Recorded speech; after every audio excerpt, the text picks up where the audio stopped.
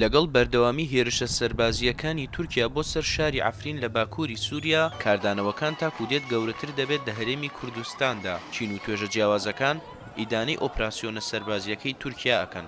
عیفرین پارچەیەکی سەرەکیە لە هۆش و لە مۆخ و لە وجدانی نیشتیمانیمان و لە وجدانی مرۆڤایەتیش، چونکە بە دەست و مەچەکی خۆیان توانیان تەواوی ئەو ناوچانە بپارێزن لە دەستی تیرۆر. بۆیە ئێستا شایستەی ژیانێکی پڕشکۆمەندی و جوامێرین نەک هێرشکردنە سەریان. من وەکو ئەو هەمیشە داوای نزاعەکان لە گەلانی تورکیا بۆەوەی کە سەرکەوتوو بێت لە ئۆپراسیۆنی عەفرینە. من نزاعەکەم لە خوداکە ئۆپراسیۆنی عەفرین سەری دەوڵەتی تورکیا و سەری سیاستەکانی ئەردۆغان و حکومەتی ئاکپارتی بخوا.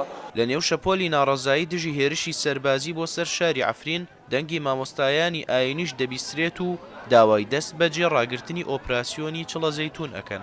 ئەردۆغان لە ژێر پەردەی ئاینە، لە ژێر پەردەی یەکێ لە سورەتەکانی قورئانە بە ناوی سورەی فەتحەوە دەوێت فەتحی شارێک بکە، فەتحی میلەتێک بکە کە میلەتێک لە ١٩٠ موسڵمانە ئیلتیزامی دینیان هەیە. بۆیە من داواکەم لە تەواوی دەستگا ئیسلامیەکان و لە تەواوی ڕێکخراوە ئیسلامیەکان و لە ڕێکخراوە جیهانیەکان داواکەم کە بێنە سەرخە، داوا بکەن کەمپین دروستکەن بۆ ئەوەی کە زەختێک لە ئەردۆغان دروستکەن کە ئەم هێرشانەی بوەستێنێ. پێویستە ئەو دەستدرێژانەی تورکیا بۆ سەر عەفرین کۆتایی پێبێ و ئەگەر کێشەیەکەیە لە نێوان یعنی کوردی گەلی کوردستانی ڕۆژاوە و تورکیای ئەبێ لەسەر مێزی گفتوگۆ چارەسەر بکرێ و ئەبێ ڕێز لە ئیرادی گەلی ڕۆژاوی کوردستان بچێت.